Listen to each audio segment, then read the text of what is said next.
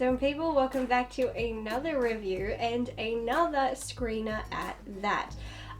If you watched my last video, then you already know, but let me just reiterate that when the lockdown started, so we're going on 2 months now, I had a bunch of either producers, directors, writers, whatever, sending me private links to their films saying, hi, will you please watch and review them, and those seemed far more appealing to me.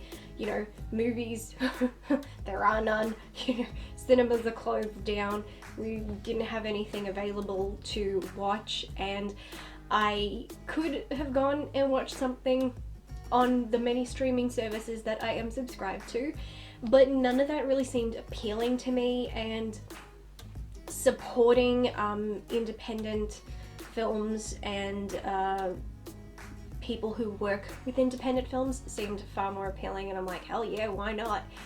So I had all these screeners sent to me, so I've watched 3 that were sent to me. I've still got 1 more to go, and let me just say, of the screeners that I have watched so far this year, and like I said, I've got 1 more to go, this one was the most wow. So yeah, without further ado, let's get into today's review. Last Call is a 2019 American drama film directed by Gavin Michael Booth and written by Booth and David Wilkins. It tells the tale of a bitterly alone man, Scott, who calls the suicide prevention hotline but accidentally calls Beth a janitor. So, move over 1917, because when it comes to one-shot films, Last Call is now the new gold standard for me. I'm not sure how many ways I can explain to you guys what a highly captivating piece of cinema this is, but oh boy is it. I was glued to the screen the entire time. This film isn't just a one-shot film, it's actually a split screen depicting the lives of 2 individuals whose lives have collided and their stories each being filmed in one shot, so it's far more intricate than you might think. You might think it's weird or not appealing to the eye to watch an entire film where both characters' lives are shown at the same time, but it really works. You can watch every reaction, every moment, every pause, every thought, which magnifies the emotions and overall story of the film. If you know me well enough, you know I tend to avoid drama films like The Plague, not because they're bad, but because they are too real for me. They hit home, and they hit home hard. While I like my fictional stories to have elements of realism, I am all for the fantasy. Whatever makes escaping from the real world easier. And yet I said yes to watching this film knowing full well it was a drama and it was probably going to leave me traumatized. I decided to take the dive purely because of how it's filmed. It's not a style I've come across before, and I felt as a movie lover and someone who truly appreciates the art of film, I would be an idiot to pass up on an opportunity to see a film made in a way I am not familiar with. It was a refreshing experience. It's like getting a shiny new toy. I was fixated on it and taking it all in, no matter how painful it was. This is indeed a powerful film. It's subtle and simple, yet powerful and intricate. Frankly, it's all the things you hope to see in a film. Sarah Booth and David Wilkins give tremendous performances. You can't doubt that for a second. Sarah Booth is so believable and honest in her portrayal of this woman who is having a rough night and had the bad enough luck to be put into a foreign, scary, and very emotionally challenging situation. You feel the anxiety of this character and the burden that has fallen upon her, and you want to scream advice to her, and you so badly want it all to work out. David Wilkins also gives this incredible performance as Scott, a man who is overwhelmed and burdened by grief and guilt, and he's completely lost the will to go on, and even though he's reaching out, it doesn't feel like it's for help or for someone to talk him off the ledge. It feels like someone in their last moments who just didn't want to spend them alone, and that's for me the most hard-hitting part of this film. If you've seen past videos or follow me on social media, you know I'm very open and honest about my mental health and my struggles. I've always said that if someone makes the decision to end it all, it doesn't matter who you are or what you say, there is next to 0 chance of you changing their mind, and Scott completely embodies that for me. You're watching this and you're hoping and praying and begging that he'll change his mind, but you can see in his behavior and hear in his voice that he's lost all hope.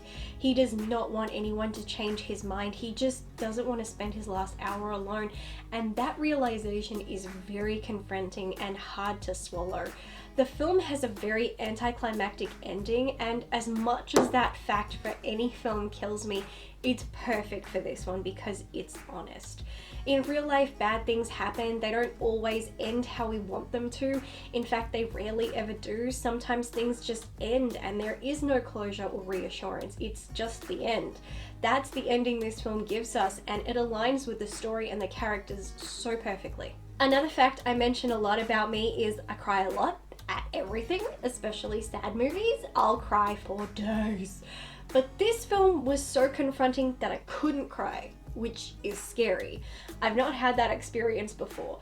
To watch something so poignant and relatable and not shed a tear, it was like I was completely aware my brain was shutting down, trying to block out the bad emotions, like it was seeing where this film was going and it went, oh hell no, we are not dealing with this. So thank you, brain.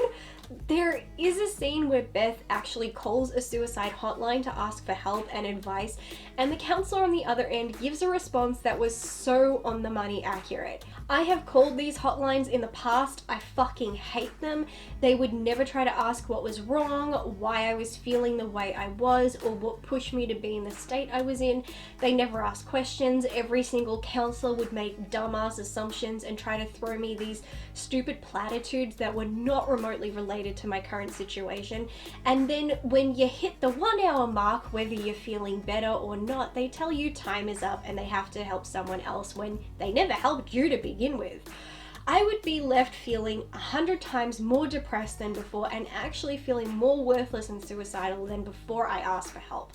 So when Beth calls the hotline and the guy says her main job is to make the guy say he won't kill himself, I was completely believing she called the hotline because that sounds like their mentality. I'm of the belief that to help someone, you have to acknowledge whatever bad emotion they're feeling and understand why, so you can try and push them out of it, and Beth does that. Beth is not a professional, but frankly, as she says, sometimes strangers are the best people to talk to, and it's true. I think she handled that situation the best way anyone could in that circumstance, and you could see her get invested and really want to care and help, and you won't ever see that in a hotline. They're trained to not get invested. They're meant to remain detached, and I think people who are depressed can sense that, and so if they can sense you genuinely care, then it has the power to help. Every element of the script, the characters, and how it was filmed was so beyond perfect, and I mean that. I can't find a single fault in a single aspect of this film. Even the score by Adrian Ellis was incredibly profound and gut-wrenching. It truly intensified an already emotional story and just took it to a whole other place that leaves you wanting to curl up in the fetal position. Complete 10s across the board. More people really should see this film, but if suicide is a trigger for you, then go in with caution.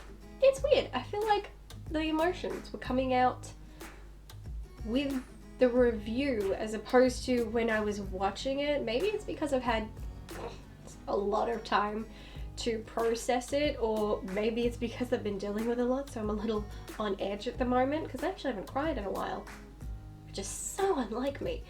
But I know that another reviewer friend of mine, Anthony of the Silver Screen Analysis, he was sent it as well, and he, unlike me, he's far more professional. As soon as he got it, he watched it, he reviewed it. I got it in like the start of March. Didn't get around to watching it until like late March, early April. And I'm not reviewing it until now. Obviously, because that's how pathetic I am. Like I said, a lot's been going on, and so I'm sorry for that. This really floored me. I don't know. I think if there's one thing that I can say for certain when it comes to independent films, is that it doesn't matter the budget, they tend to nail drama. Like, I mean, nail it. Like, there's a nail to hammer it in is nailed. I don't think I've seen a drama film from an independent company that I didn't think was good. Even if I didn't like it, it's still like impeccably done. It's usually when we start moving into other genres, especially horror or thriller, where things I feel start to get a little better. But damn, I was expecting to watch this and go, yeah, I mean, it was good, but it wasn't all that. And instead I was like, damn.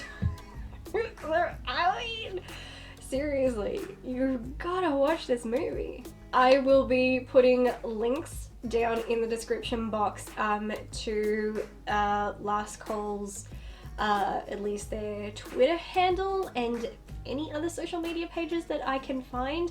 But if you go and look up the trailer, you can go find the trailer that is available to you.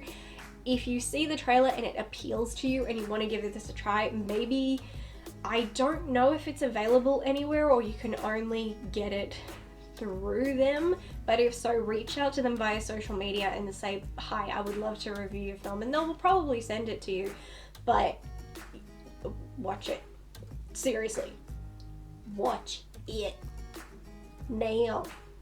Like now. Thank you guys so much for tuning in to another video, hearing me ramble about my opinions on films that you may or may not have heard of. I really do appreciate it. I appreciate anyone who chooses to support my channel and support me. And speaking of supporting me, haha, nice segue. Thank you as always to my amazing patrons. Oh God, if you have seen this film, by some chance, please comment down below, share your thoughts on it. Otherwise, just comment down below and say anything that you want. Hello, how's the weather? What are you watching right now?